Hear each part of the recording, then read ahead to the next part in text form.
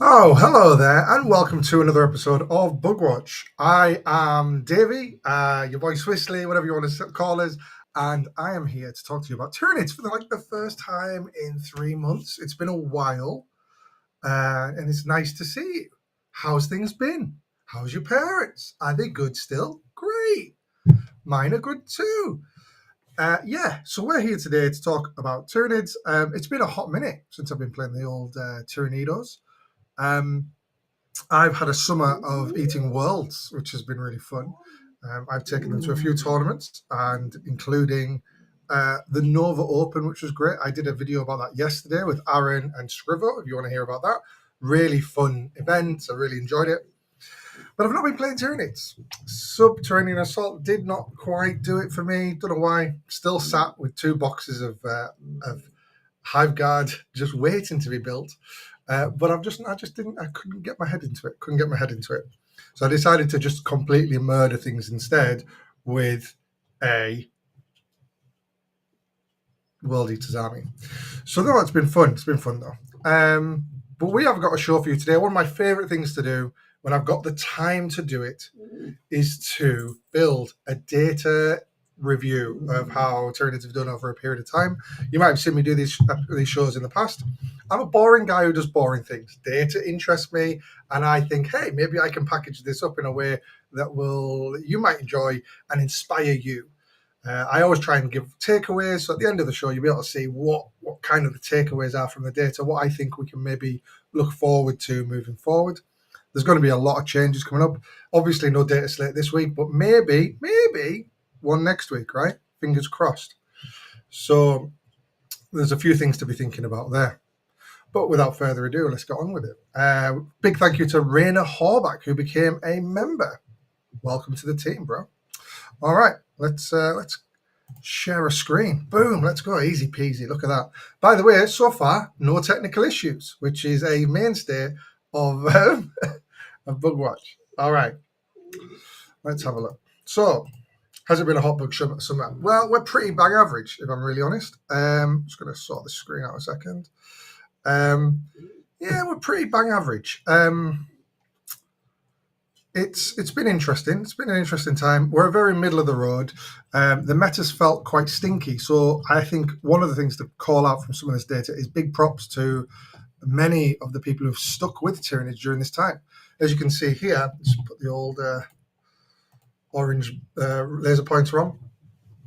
We've seen people stick with the faction. 5% of players are Tyranid players. And just for context, that was pretty much the same all of this year so far. So really big props. And that is both true of the top 10% ELO player base and the total player base.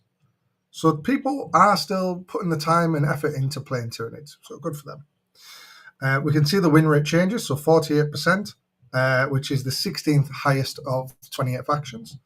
So yeah, I mean it's on the lower end, right? But there's such an amount of factions in that middle Goldilocks zone that a 0.1% increase will put you up like 2 placings. So the 16th isn't the end of the world. It's fine. 14th is literally in the middle. Sure. In the top 10% though, we're much worse. We have a 66% win rate, which sounds great. However, in the context of other factions that people play that are in the top 10% of ELO players, it's poor. It's very poor. In fact, actually, we're one of the worst factions a top player can take. So that's quite interesting. And we'll see a bit more data that comes through and kind of highlights that as well.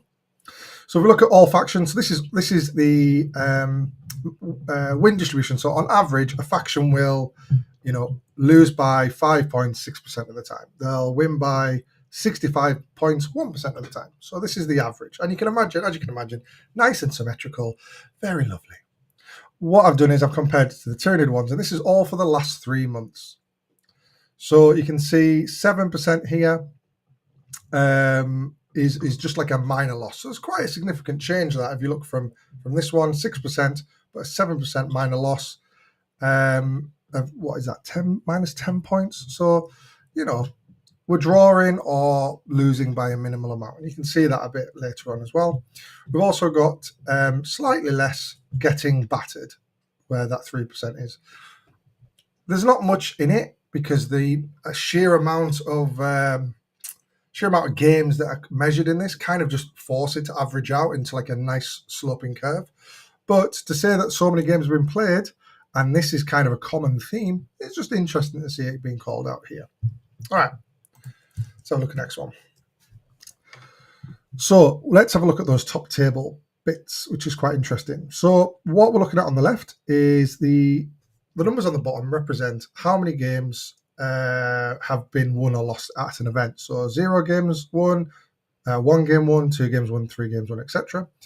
And what I've put on this chart here is what share of games have been won by how it's changed versus the first half of the year. So the first half of the year being up until essentially June, and then the last 3 months I've put as the comparison. So in the last 3 months, we've lost 1% of players going 5-0 or more, or winning 5 games or more, and they've slipped really into players who win 4 games. So we've been essentially your players who do really well have just been losing an extra game. And then if we compare the people who win 3 games, they've also slipped into players that become and win 2 games. So we've lost that kind of ability to get to the top 4 1s, 5-0s, or however the event might be called out in terms of game numbers. So yeah, there's a bit of a slip there, is what I'd say. And then what I've done is I find this very fascinating because I find that win rates across regions kind of reflects terrain differences. So I've pulled out the regions. So we've got North America, Europe, Oceania, United Kingdom. The grey bar is H1, which means half one, so the first half of the year. And then the kind of navy green, blue. Is that navy green or blue? Put it in the chat. I think it's a blue. It's a turquoise. That is the last 3 months. So you can see that pretty much every country for Tyranny players have lost win rate. In North America, the decline has been the least. So they've lost 2 percentage points of wins, and we can see that's gone from 51, which was slightly positive, to 49, which is slightly negative. Interestingly, UK, we suck, guys, at 49% win rate, and that's slipped to 46. So the smallest decline, but also now drawing with Oceania for win rate.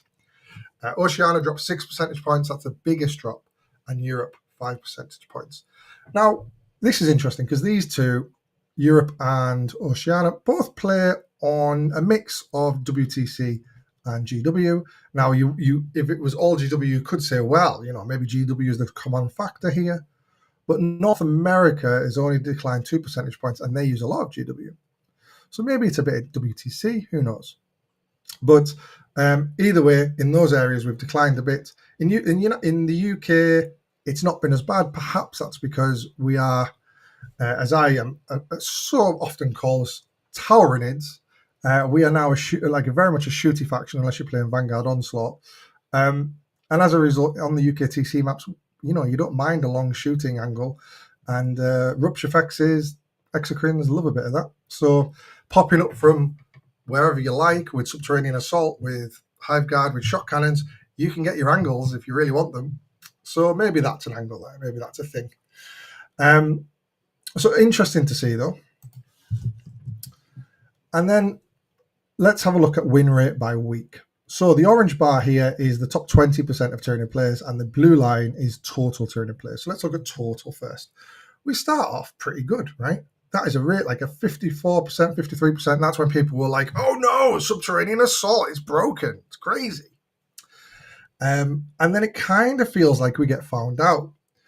Chaos Knights come out, which is obviously a factor. And we see that win rate really drop to 47-ish. And then that's the lowest it gets. It kind of crawls back up to 50%. But overall, with the majority of games being played in this area here, we see that our end win rate is 48%. Interestingly, for the top 20, as I've mentioned already, the top players actually ranked quite poorly within other factions that top players play. So Tyranids are not really a strong top table army in this last 3 months. But it's interesting to see the direction it takes. It starts off quite well. It gets up to that 66%-ish. And then it dips a little bit. then it comes back with a vengeance, and I think that's probably certain players coming into events and playing and getting good results. I think of Scott Morris in that. If you want to see someone talk about Subterranean Assault and playing and winning or nearly winning an event, I did an interview with Scott Morris a couple of months ago, so definitely go and see that. But as time has gone on, we really slipped right down into, low 60s. And that, we'll talk about that in a minute, but that is, I think, symptomatic of how Tyranids feel at the moment. The intangibles, the things you can't point at a number and say to that. It's more like the feelings, but we'll get into that in a minute. So, you can see one of the interesting things here. So I've got our total win rate here for reference, 48%. I've looked at our win rate versus the top 50% ELO players. I've cut all the players in the game in half. The best players versus, I suppose, the bottom half of players. So versus the top half of players, we have a 33% win rate. That's the 21st out of 28 factions. So pretty poor. But versus the top 50% of players, the bottom 50% of players, 68%. So that's really positive. We have basically a bang average performance versus the bottom 50% of players. And I think that's because we've seen, and we'll see on the next slide, a switch to Subterranean Assault. Subterranean Assault is a detachment that absolutely punishes mistakes. It absolutely calls you out if you make a mistake, because you can really show up wherever you like. When I was at Nova, I was playing against a guy playing Hypercrypt, and boy, you have to make sure you don't make a mistake because they can really punish it. Whereas Invasion Fleet doesn't punish your mistakes as badly, but it will just consistently outscore you as the game goes on, the way that it was played. So I think what we're seeing here is Subterranean Assault being a bit of a bully faction, a bully detachment, but not being able to, outsmart those really strong players with it, especially over time as people have figured it out, right? As I say, it feels like we got found out.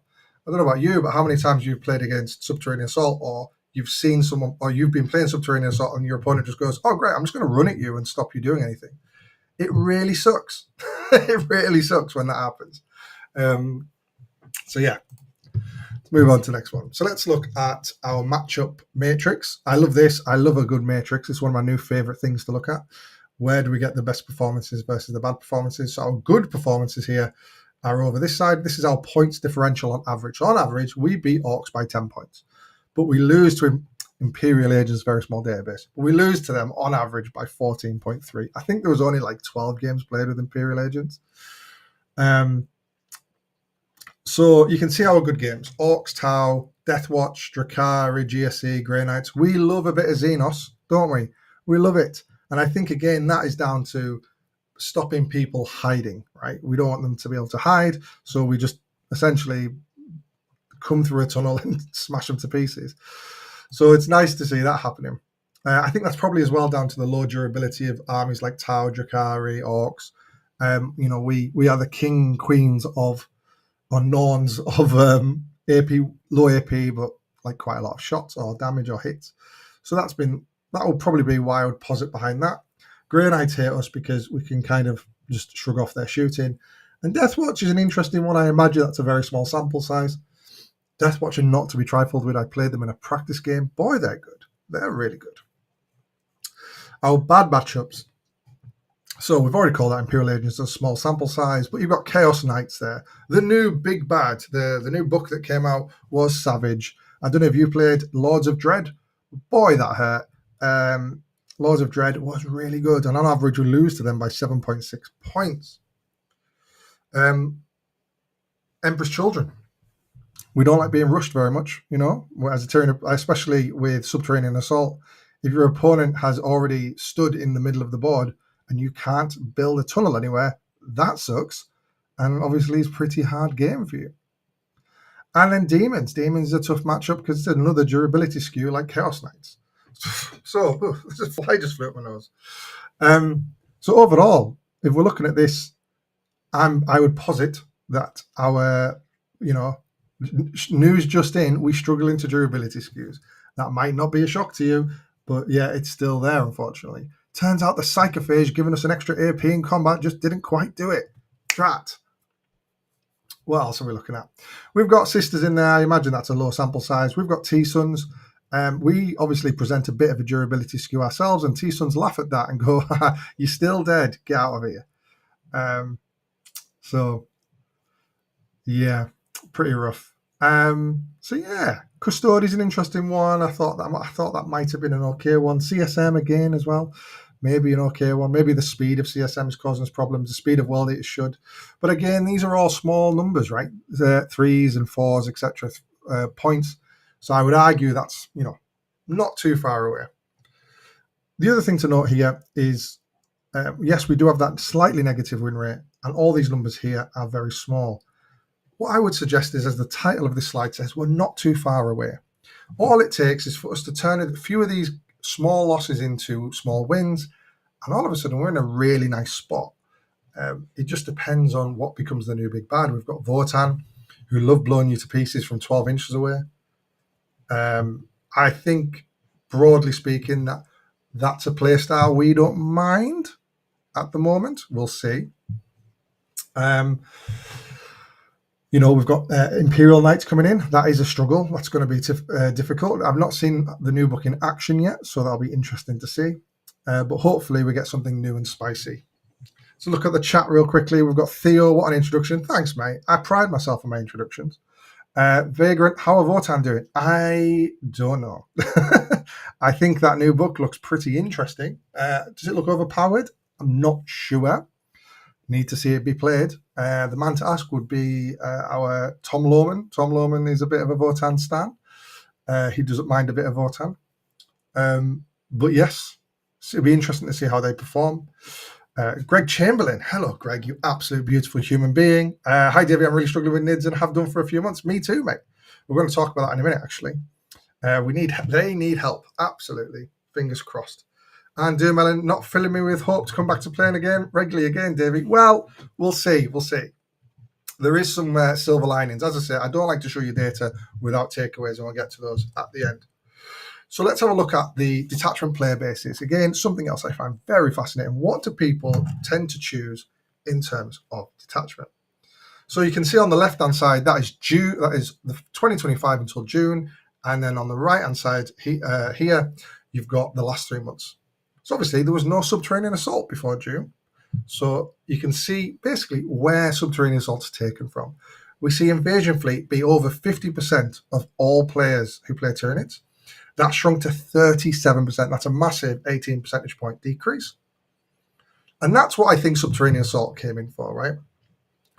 If I'm GW, and I'm not, I would be like, well, everyone's playing Invasion Fleet. We need to give them something exciting to go and play, right? And it's great that we took away, just over a third of the player base of Invasion Fleet. That's ideal. What does suck, though, is it also halved, or nearly halved, the player bases of all the other detachments. So we see Vanguard Onslaught go from 16% to 7%. People leaving Vanguard Onslaught, one of the coolest detachments we have, to go and play Subterranean Assault. Wouldn't it be nice if they just made Vanguard Onslaught slightly more interesting? I know I'm getting into wishy-washy, wish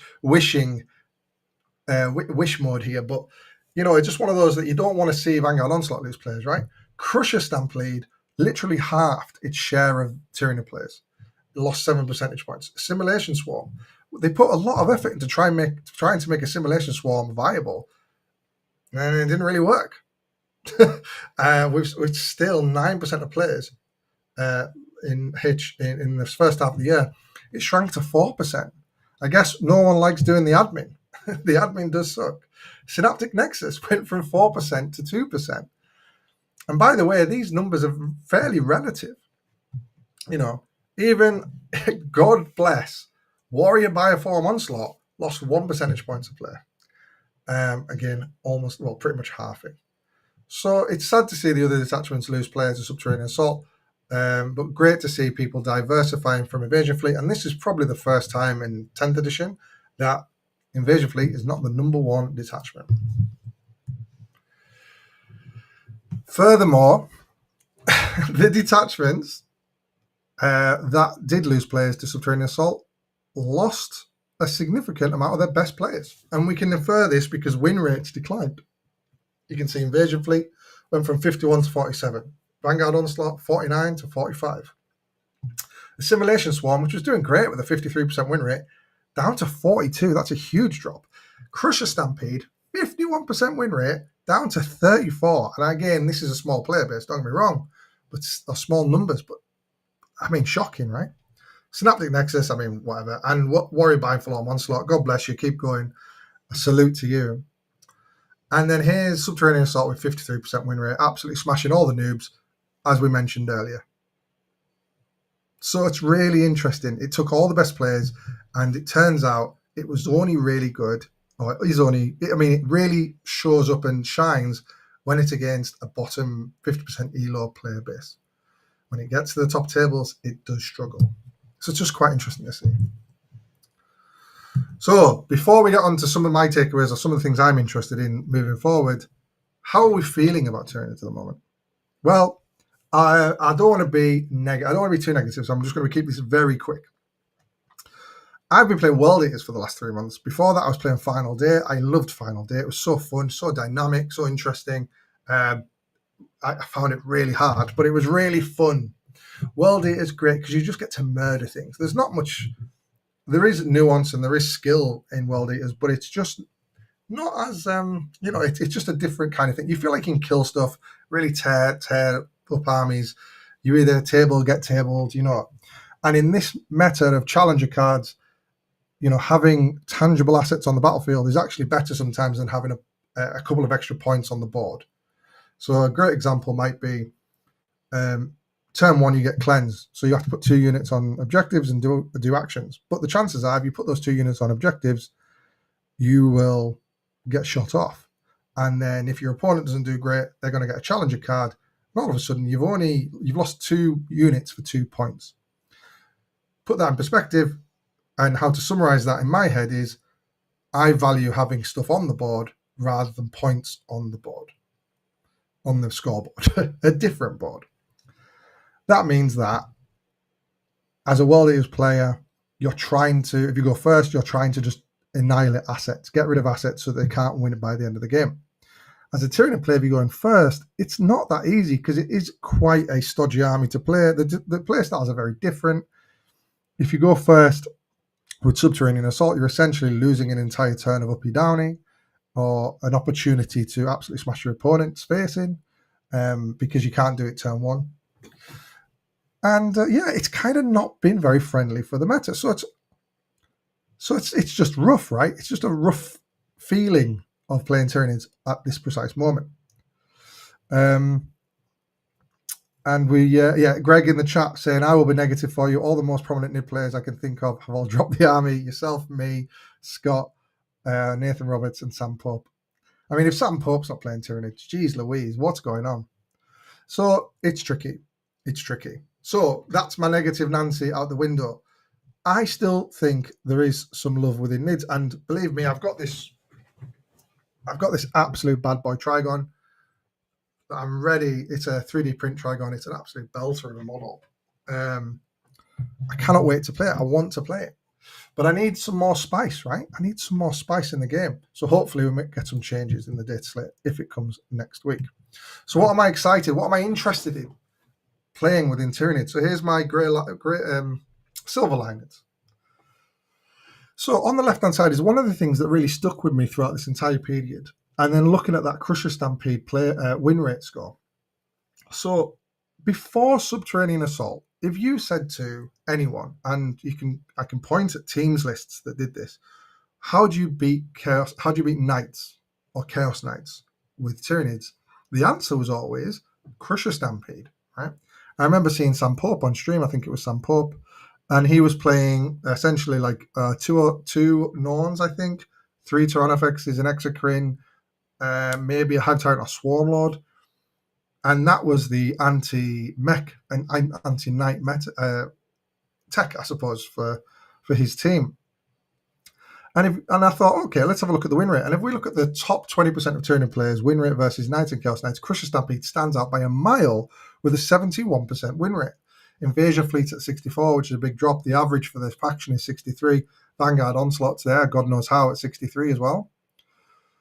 So surely, if Imperial Knights are going to be a big bad for us, Crusher Stampede might be worth a look. It depends what points decreases come in. I know there's a lot more than just the detachment rule itself. If certain units get buffed or whatever, or points drops, it'll make it more interesting. But I am very interested in playing a bit of Crusher, a bit of easy mode. You've got 11 monsters. Let's go. I think that could be something that's interesting. I'm also interested to look at Vanguard Onslaught post Dataslate with the hyperactive Raveners. Now, the Raveners they started off very popular, and I've seen people cool on them a little bit. People like them, but they're not. No one's coming up in our chat in our Discord. By the way, join our Discord, 6++ Discord. We have our own Tyranid area. No one's coming out going, hyperactive Raveners are amazing. And they seem pretty good. I've got mine being delivered to my local gaming store on Saturday, so I'm very excited to get them. I would like to see what Vanguard Onslaught looks like with them in. The uppy downy stratagem with their free rapid ingress sounds fantastic. Even if you pair them with the Raveners, then you can uppy down it for free, which sounds great as well.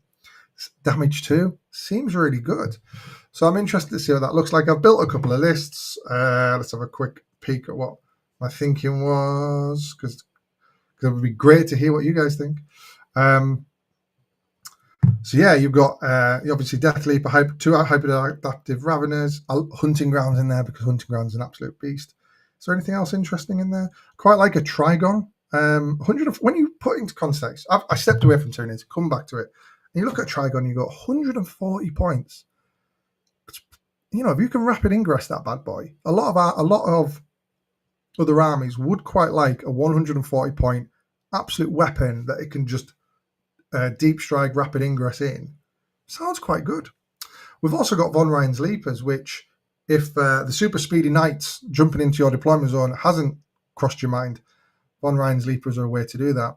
If you go a way to deny that, if you go second, and if you go first, it's not a terrible way of just kind of move blocking, getting in there. And again, 140 points.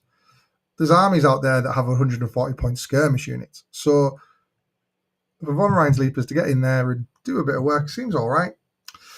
So yeah, Gene Stealers feel a bit weird. I think if Votann are pretty good with their high toughness skew, we'll obviously go to strength 5 with Synapse, but it's more, if they've got T6, those robot dudes, T6, it seems pretty rough. Going into Knight also seems pretty rough. So unsure about if Gene Stealers are going to take a step back. I do love at least one unit, but I'm not sure how they stand up to those two factions. I've called it here. 6 Von Ryan's Leapers might be necessary. Yeah, absolutely. And while Subterranean Assault is really good, is it solved? Do your good opponents, when the data shows this, do they really know how to just deal with it, right? Can they just run at you and say, you just don't get to do your janky, weird bullshit, so what are you going to do now? What's your plan B? Because you've got no defensive strats. You've only got jump out of a tunnel and sustained remove cover strats. What are you going to do now? It's pretty rough. So maybe it takes a backseat until everyone's forgotten about it and you bring it out as remember this? I'm going to try and do horrible things to you. The other thing, obviously, I am a big fan of Final Day. I'm very interested to see what hyperactive Raveners do in Final Day. They kind of lacked anti-tank melee. They've got all the las cannons in the world, but the anti-tank melee was missing a bit. It's got Synapse, which, a lot of the Final Day lists actually just ignored the entire Tyranid half of the rule, which is they get to regenerate models. Potentially, I feel like hyperactive Raveners get one-shotted or they don't die. You only shoot at them if you're going to one-shot them, right? So I'm interested to see if that actually makes them compelling. So yeah, that'll be something that I'll be interested in as well. And that really brings us to the end. Only a short one today, guys. It'd be great to get any thoughts from yourselves. I can see in the chat here, Doom Melon. God bless Doom Melon. I think he's been with us pretty much since the beginning of Bugwatch. So hope you are well, mate. Lovely painted army as well. If you ever get a chance to see it in our Discord, it's a wonderful wonderful army. Yeah, literally about to say Crusher is our best output against knights. Rupture effects are at their peak in Crusher. Imagine a Chaos Knight Abominant running into the middle of the board and saying, "Ha, all your monsters take a mortal wound." Thank you very much. That's very kind of you. We're all going to hit you on 2s now. That sounds quite cool. So yeah, maybe. I think there's definitely something there. And I'm surprised that they've taken such a backseat. I'm surprised. I suppose the argument could be, what's better than giant monsters shooting you is giant monsters teleporting around the board and shooting you, potentially. I do like, you can go through a wall. Great. You could just teleport to the other side of the wall. Also great. I can tank shock. Great. I don't have melee monsters anyway because my shooting's so much better than my melee monsters. Also great. So interesting. I think it kind of nullifies a lot of the benefits of Crusher, but Crusher did have a winning record into those armies. So let's theoretically say that they would do quite well. Ryan Harris, I've submitted a VO list for a GT next week. Let's fucking go, Knights. Yeah, man. Good luck. Tell me what's in your list. It'd be really interesting to see how many hyper adaptive Raveners you've got. We've got a chap in our Discord, again, another stalwart of our community on our Discord, and he's Phil Waghorn. He's a Tyranny player locally. He's very, very, very handy. He's been focused on Vanguard Onslaught for a long time, and he absolutely sings the praises of the hyperactive Raveners in Vanguard Onslaught. So come and listen to him preach the good message. So yeah. And then Go For It Painting saying, hello, mate. Hope you're well. In terms of questions from our chat, we've got one from, again, Doom Helen. What is the most underrated unit in the Codex? Oh, God, it's really tough, isn't it? It's really tough because it feels like there isn't an underrated unit in the Codex. We've had the Codex for so long now that any ounce of juice you can squeeze out of it is squeezed out of it, man. It's gone. Like, we know what everything does now. We know the ceilings and the floors of pretty much everything. What is underrated, though? I think you could argue Hormigans. So from a unit that people play that's underrated, Hormigans, right? They are just really great. Move 10, advance and charge, OC2. Thank you very much. And they can kill Eldar, for example. Rubbish little Xenos or Guardsman. Great. I will posit you this. The most underrated unit in our book. The unit that every other army wants to have, but does not have access to. The one that they're always really worried about playing against. The one that when they were made available for another army, everyone jumped on them in that army. Gargoyles. How are gargoyles not used more often? What an outrageous unit when you put it in context. 12-inch move, fire and fade, advance and shoot, OC2. What else do you want? 85 points. Still nothing. Still not a lot compared to other stings. So, hey ho. We will see. I think gargoyles are brilliant. It'd be something I'd be interested to play again.